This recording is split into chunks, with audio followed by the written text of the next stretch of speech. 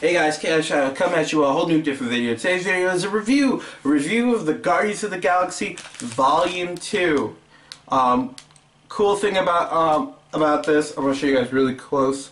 You guys see the cool buttons. I got this at the premiere at my local movie theater. One says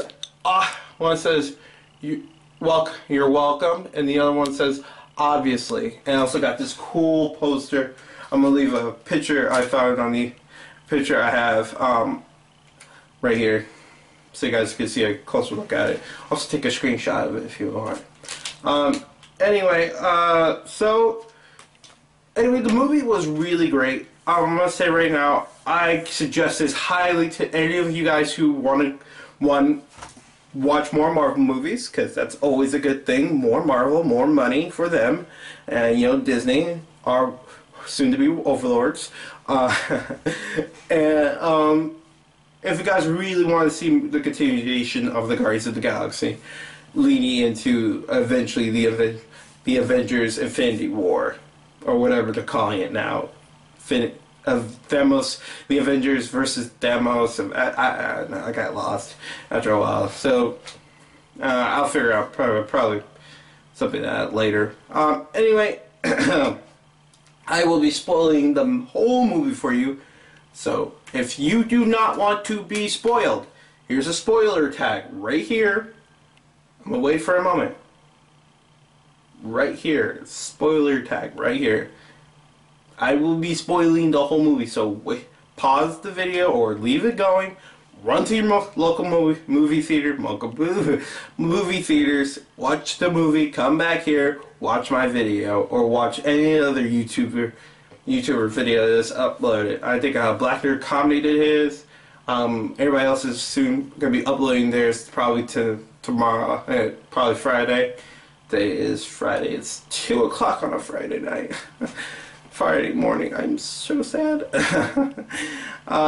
Alright guys, let's get into the review. Alright, review of the movie. It's a great and funny movie. And the review. Anyway, the Guardians of the Galaxy are fighting some sort of squid thing you saw in the trailer of the movie. And it's just funny. Dave Bautista, aka Drax the Destroyer, his dry comedy was just like so on timely funny. It was always funny, especially with his character with the tick or mantis, where he always bounce the jokes off of her, since they both kind of take stuff kind of literally. Just Mantis, the character, she wasn't really hang out with a lot of people. Mantis is a character that takes care of Ego, the living planet, Peter Quill's father. Oh yeah, we get to meet Peter Quill's father, which is Ego, the living planet. And if a lot of you guys don't know, he's a celestial, which is basically a god, which is awesome. So Peter's mom made it with a planet, so I gotta say, he definitely showed her the whole world. So funny. Anyway,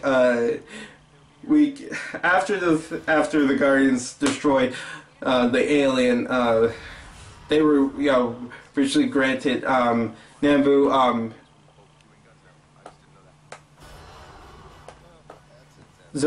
Gamora's sister, the blue chick. I keep forgetting her name. They got granted to her sister. So they were traveling back to take her to the Nova Corps before Rocket actually stole something sacred to them. Everything to them is sacred. And they tried to destroy them with, they sent their ships out to destroy them.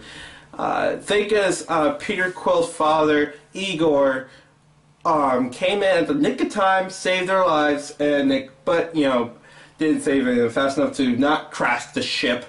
Crash the ship, it's completely ruined, and Igor lands on the planet, tells Peter that he's his father. Peter's a little bit, removed from the situation. He's like, I don't think I should believe this guy's just come out randomly just saying, oh, he's my father, and how am I supposed to believe this guy? You know, it's usual stuff that you would believe if you say your father wasn't around and just appeared when he wants to. Igor tells him everything about like what he is, and tells him a little bit more about himself, but tells Peter he should come with him to his planet, his actual... See, Igor is actually a living planet, but like he can make like actual human beings of himself, like good-looking human beings of himself. And he has done this, and I'm spoiling that right here. Big spoiler for towards the end of the movie. You know what? Not yet. I'm not going to do that yet. I don't want to spoil that for you guys yet. They go to Igor's, Igor's head, I guess, the planet, and Quill gets told a little bit about Igor, like what is he? He's been alive for trillions of years. Igor tells him that he fell in love with Peter's mother. He actually really did care about him, and he says, like, if I had gone back to stay with her, because here's one of the cover stories. Here's one of the stories he had for Peter when he says, like, why haven't you come back? He's like, tells him, like, if I went back and like I can't stay there for a reason, his body would stop existing. Like, he will stop being like the actual planet, because if he doesn't go back, then the whole planet would just probably just like disappear, and he'll just remain mortal, which that's just crazy. So and there could be other risks of stuff like something bad might happen. So he left his mother and Peter behind. I think Peter was like his mother was still pregnant with Peter at the time. And now he sent the Ravagers, if you guys didn't know, he sent the Ravagers, Yondu and his people to go and take Peter Quill to meet him, but they didn't do that. Instead, Yondu raised him as his own son, since he never had one. Which I gotta say, sweet moment. You guys are gonna. The whole movie is based around fathers. Who's your real father versus the father that you really didn't want, but who was in your face the whole time, who's always been there and will always be there to support you, no matter how much you pushed away or how much you really get into fights or anger at them. So that's basically the whole storytelling right there. So Igor starts teaching him a little bit about his powers, what he can do. Igor can literally reshape reality on his planet. Now, he does not have an Infinity Stone, so before anybody says, Infinity Stones? Oh my goodness, all Avengers must have Infinity Stones. All Avenger movies must have Infinity Stones. Does not have an Infinity Stone. There's no Infinity Stones even mentioned in this whole story, so... Well, there is what Igor's telling him. I heard about that some kid be able to hold an Infinity Stone. It's like, that's my kid. Only a celestial son could be able to do something like that.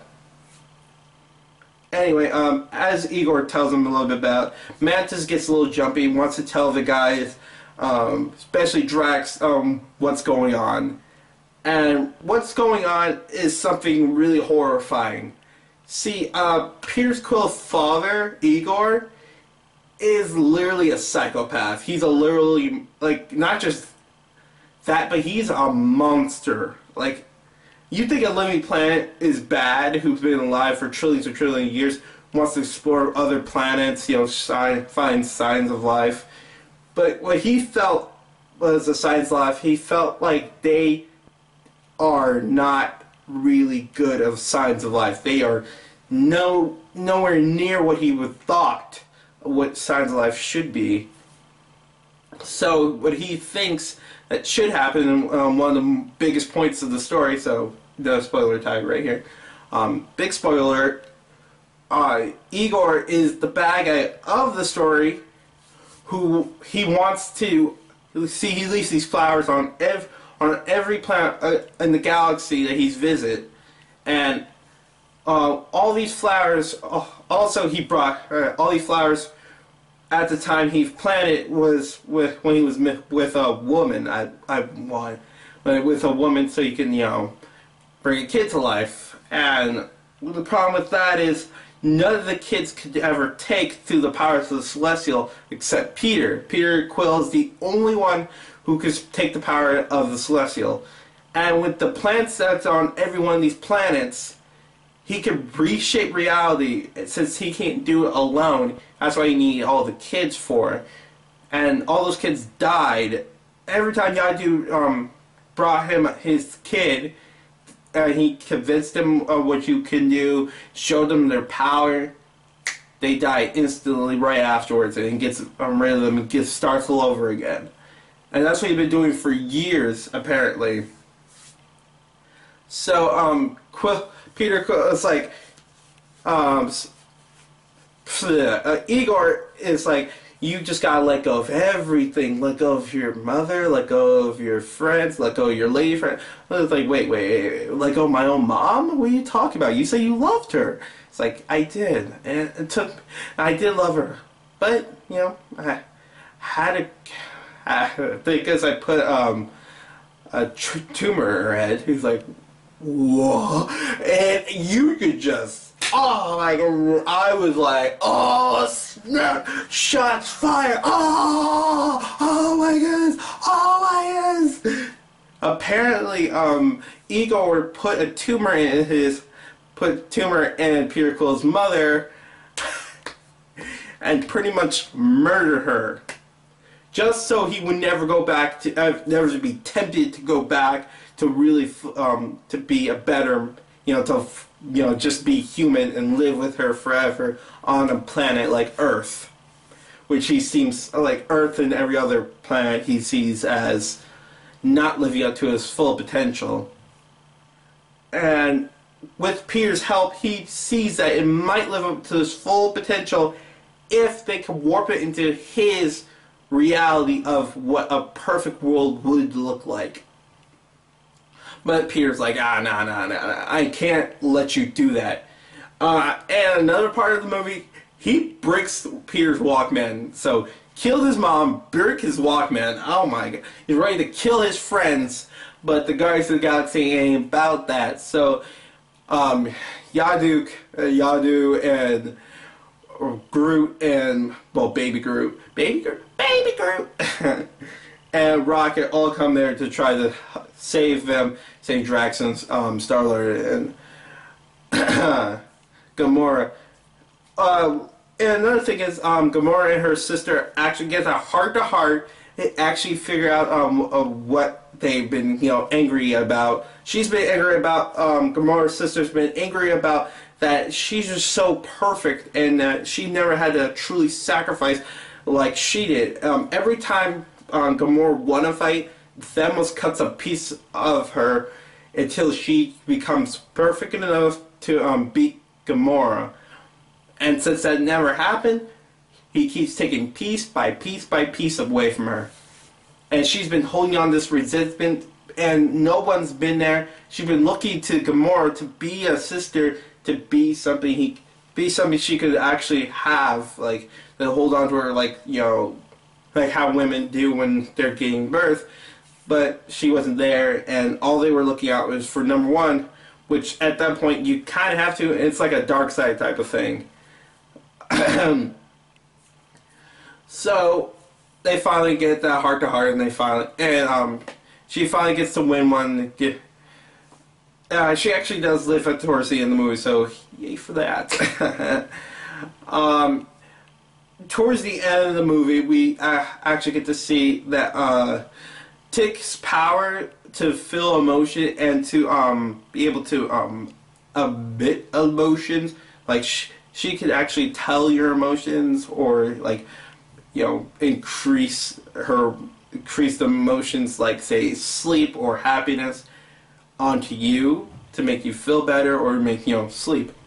That's what Igor needed, to sleep. since he's still been thinking about Peter's mother. And I think even if he was a psychopath and a monster, I think he really did care about Peter's mother, and at one point even thought about, this is my personal thing, I was even thought about just giving it all up, the actual god power of Celestial, to settle down and live in some North America world, live in some backwash world like Earth, on some farm country, and to actually settle down and get married and live a normal life. But you just can't do that. And Peter Quill's a superhero, so he has to have a tragic backstory. So anyway, Peter Quill comes to the final fight, which is really great. All are trying to take down Igor's brain. And I'm going to say right now, do not get comfortable with Igor's body, because you see it get ripped apart constantly. Oh my goodness, it's so gross. And finally, Igor's finally gets destroyed after they plant a bomb in his actual brain by Baby Groot. I am Groot! Once they take the ship off, but Peter Quill is left behind. Peter Quill was still fighting with Igor, but now he's dead. He's kind of trapped right there, and everybody else had to take off. So Yondu decided to stay on Igor's dying planet to save Peter, and Rocket gave him a breather that allows him to one person to breathe in space and one rocket pack, somebody could fly out of the atmosphere. So Yondu decided to take the rocket pack, gave Peter Quill the breather that allows him to breathe in space, and Yondu died doing the right thing of defending his son. And the whole movie is about sons, which is just because he isn't your blood father doesn't mean he isn't your father. We get a lot of references. We get a lot of Knight Rider. So many other reference to other things. Get a lot of David Hasselhoff. So let's give it up to the Hoff. Make it big in Germany. Oh man, it must be awesome meeting David Hasselhoff. So anyway, this movie is all about fathers. Should you trust the blood relative as your father, since he's your father, or should you trust the man who truly raised you as your father, even though you've always been, say, he's not your real father, and he's always been irritating you, and you just can't get past how he does stupid stuff all the time. Not like embarrassing you at a restaurant. And we actually get to see a few characters. We get to see Star Fox, and we get to see what we don't get to see is Wonder Man, who is supposed to be Nathan Fillion. Did not see him at all in the movie, so big question about that. And towards the end of the scene, we actually get to see Adam Warlock being formed. So something's going to happen there, and I cannot wait to see Adam Warlock in a full realized MCU movie coming probably. Probably with the Nova movie, please. Nova movie, please. So with this movie, I am going to give it an 8.5 out of 10. Because it's a fun movie, it's a great movie. I would not say bring your kids, because that scene with the body disintegrating or rebuilding itself, it's gross. It's disgusting, it's horrifying. It's gonna haunt me in my dreams, man. Thank you, Marvel. So I just want to say, you guys, if you want to bring your kids knowing that they might have nightmares. So that parenting on you. Now, if you guys would like to do me a great thing, if you guys give me a like, some comments, and subscribe here, or watch one of my videos. Boom, boom. A review here, probably. Watch the Logan review. It's actually really good. And I just want to say, you guys, peace.